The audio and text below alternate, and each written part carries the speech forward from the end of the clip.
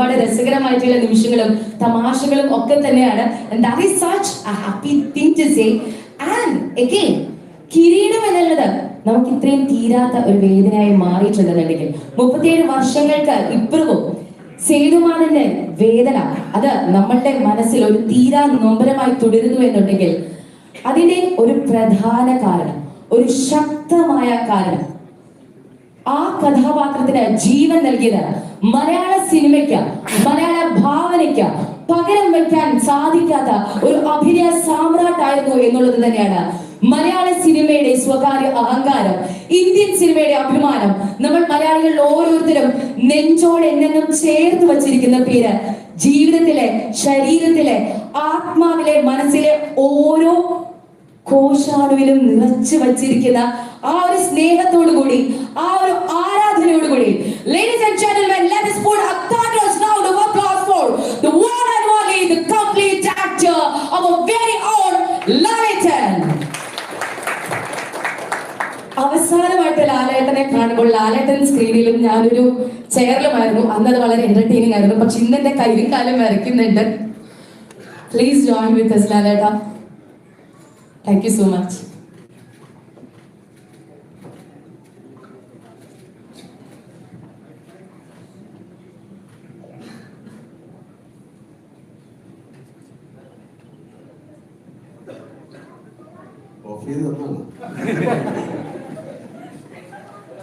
Good evening.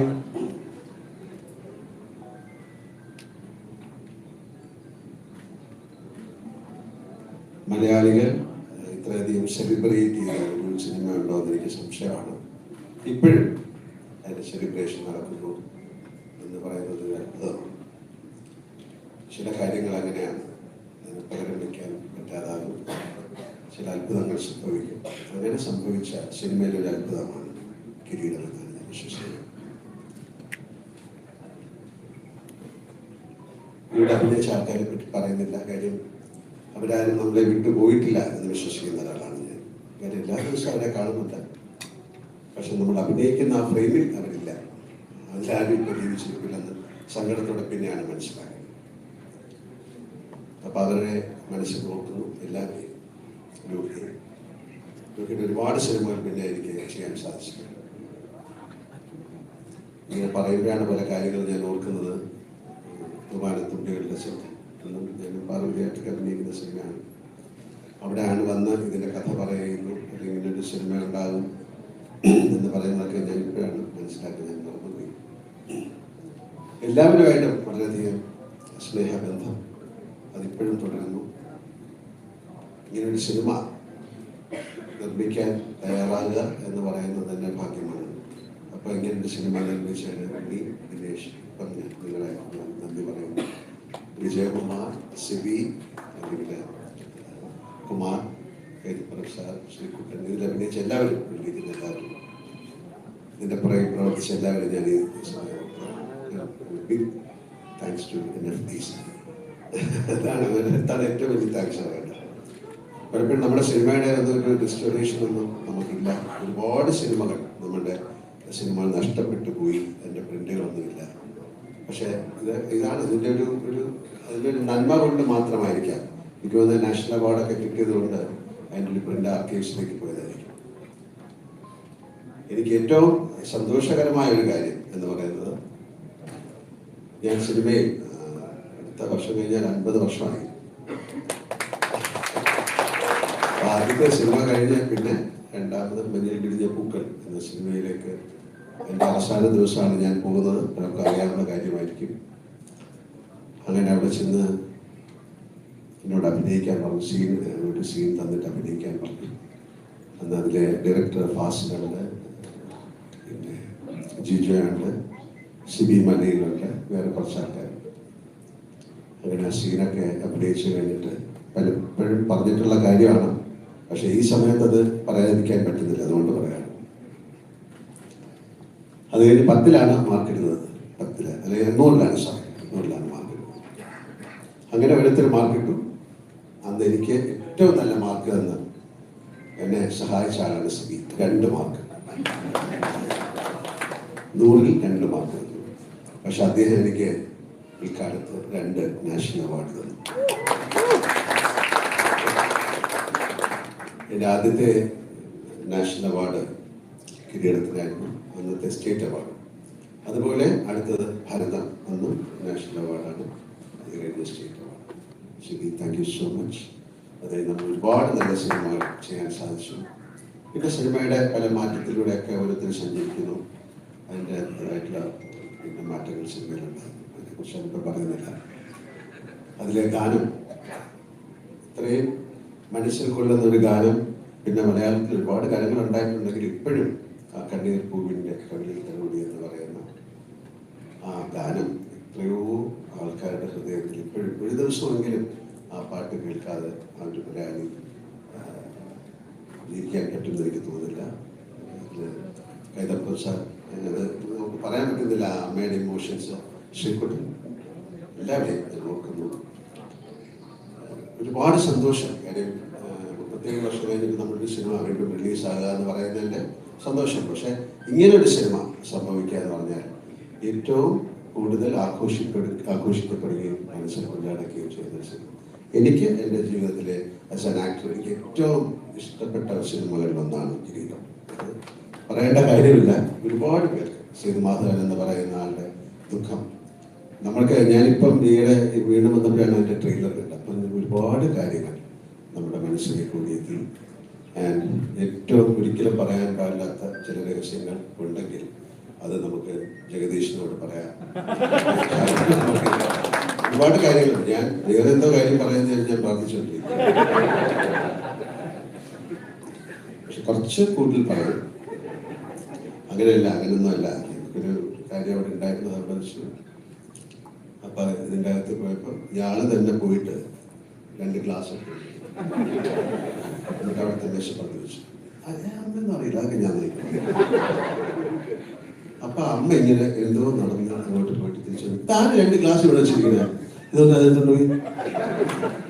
അപ്പോ വിസർജനം ഇടാതെ കഴിഞ്ഞു എന്നൊക്കെ പറയുന്നത് സത്യമാണ്. പക്ഷെ എന്തെങ്കിലും നിങ്ങൾക്ക് ജീവിതത്തിൽ ഏറ്റവും ആരോടും പറയാൻ പാടില്ല എന്ന് പറയുന്ന രഹസ്യം ജഗദീഷിനോടും പിന്നെ വെളിയപ്പിള്ളരാജോടും ഞാൻ ആ സൗഹൃദം എന്നും നിൽക്കുന്നു. കിരീടം മുന്നേയാലും ഇപ്പൊ ഇതിന്റെ കാര്യം കിരീടം പാലം, ഒരു സിനിമയുടെ പേര് ഇതിനൊക്കെ ഇടുക എന്ന് പറയുന്ന അത്രത്തോളം ആ സിനിമയുമായിട്ട് ആ സ്റ്റേറ്റ് ബന്ധപ്പെട്ടിരുന്നു. കാര്യം ഇതൊരു ചുമ്മാ ഇടാൻ പറ്റില്ല, ഗവൺമെന്റ് അപ്രൂവലും കൂടെ. അതിലഭിനയിച്ച് എല്ലാവരെയും ഒരിക്കൽ കൂടി ഞാൻ നോക്കുന്നു. അതിന്റെ പുറകിൽ പ്രവർത്തിച്ച ആൾക്കാരെ ഓർക്കുന്നു. ലോകിതദാസനെ പ്രത്യേകിച്ച് ഓർക്കുന്നു. And thank you sir once again for considering us and preserving this. Restoration is a big program. നമ്മുടെ ഒരുപാട് വർക്ക്ഷോപ്പുകളൊക്കെ വന്നിട്ടുണ്ട്. സാറ് പറയായിരുന്നു, തീർച്ചയായിട്ടും നിങ്ങളുടെ എല്ലാം ആരുടെങ്കിലും ഇത്തരം പോസ്റ്ററുകളോ പഴയ ഫോട്ടോസോ അങ്ങനെയുള്ള ഈ സിനിമകളിലുണ്ടെങ്കിൽ കൊടുത്തു കഴിഞ്ഞാൽ തീർച്ചയായിട്ടും. അപ്പോൾ ഇപ്പം അതിൻ്റെ ടോട്ടൽ അതിൻ്റെ കോൺസെപ്റ്റൊക്കെ മാറി. ഇപ്പം പണ്ട് ഫിലിം ബോക്സുകളിൽ എവിടെയെങ്കിലും ഒക്കെ കൊണ്ടിടും, പിന്നെ അത് കളഞ്ഞു പോകും. പക്ഷെ അതൊക്കെ മാറി. എന്തായാലും താങ്ക് യു സോ മച്ച്. ഇതിൻ്റെ പുറകെ ബോഡി അദ്ദേഹത്തിന് ഒരു സ്പെഷ്യൽ താങ്ക്സ് പറയുന്നു. Sorry, okay. അല്ല, ഞാൻ ആരെങ്കിലും വിട്ടുപോയിട്ടുണ്ടെങ്കിലും വിജയകുമാറിന്റെ വീട്ടിൽ ഞാൻ എല്ലാവർക്കും താങ്ക്സ് പറയുന്നു. Thank you so much. And ഇത് നല്ല സംഭവിക്കട്ടെ. ഇത് ഏറ്റവും കൂടുതൽ ആൾക്കാർ കണ്ട സിനിമയാണ്. പക്ഷെ അവർ കണ്ടത് വേറൊരു ഫോർമാറ്റിലാണ്. അതൊരു പുതിയ തിയേറ്റർ എക്സ്പീരിയൻസ് ആയിരിക്കും. സേതുമാധവന്റെ ദുഃഖത്തിലൂടെ ഒരിക്കൽ കൂടി സഞ്ചരിക്കാൻ സാധിക്കുക എന്ന് പറയുന്നത് ഒരുപക്ഷെ ഒരു പുതിയ അനുഭവമായിട്ട് മാറട്ടെ. Thank you so much. Wishing all a wonderful evening. Thank you so much ലാലേട്ടാ. സോ യെസ്, കിരീടം അങ്ങനെ 37 വർഷങ്ങൾക്ക് ശേഷം ഈ ജൂലൈ 3 തിയേറ്ററുകളിലേക്ക് എത്തുകയാണ്. ഡോൾബി അറ്റ്മോസിൽ 4K ദൃശ്യഭംഗിയോടുകൂടി ആ ചിത്രത്തിന്റെ നമ്മുടെ പുത്തൻ പുതിയ റീമാസ്റ്റേർഡ് വേർഷന്റെ ആ ഒരു ട്രെയിലർ കാണാനുള്ള കൗതുകത്തിലിരിക്കുന്ന ആരെയും ഇനി ഒട്ടും തന്നെ വൈകിക്കുന്നില്ല.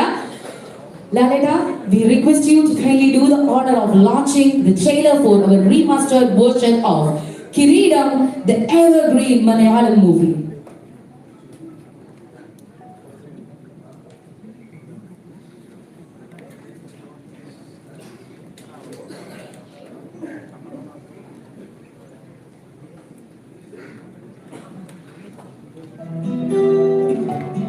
ഈ സേതു? നമ്മുടെ പുതിയൊരു പോലീസുകാർ അച്ഛനാരില്ലേ, അങ്ങേരുടെ മോന. ഇന്ത്യ വീട്ടിലൂടെ പേഴ്സണാലിറ്റി ടെസ്റ്റ് എന്നൊരു ഏർപ്പാടുണ്ട്. അത് പാസ്സാകണമെങ്കിൽ നല്ല സ്റ്റൗട്ട് ആയിരിക്കണം. ആണുങ്ങളായ ഇങ്ങനെ ഇരിക്കും. നമ്മുടെ സേതുവിന് ഒരു കുപ്പി വാങ്ങിക്കൊടുക്കാൻ നല്ല കടി വേണം. ദേഹരക്ഷയെ കുറിച്ച് ഈ സ്കൂൾ വാദ്യാരന്മാർക്ക് വല്ല വിവരമുണ്ടല്ലോ. പിന്നെ പോലീസുകാർക്ക് വലിയ വിവരം അല്ല, ഇത്തിരി പോലും വരുന്ന പിള്ളേർക്ക് തറ പറ എന്ന് പഠിപ്പിക്കുന്നത് നടക്കാൻ. ഈ പരിഭവം പിഴപ്പൊക്കെ പ്രേമത്തിന് രസം.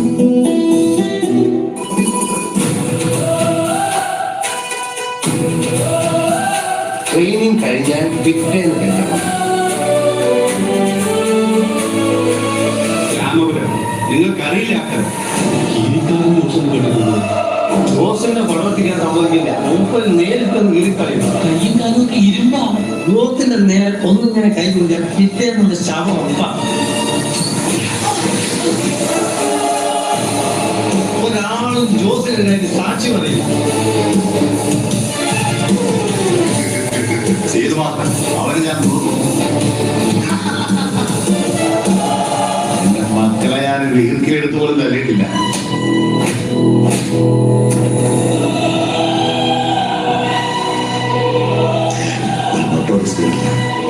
അവർക്ക് വേണ്ടത് എന്റെ ജീവൻ തിരിച്ചടിക്കാൻ ശക്തിയില്ല. ധാരാളം കണക്കുകൾ പറഞ്ഞു. ഇവനെ ഒന്നുമില്ല കേസാണ്.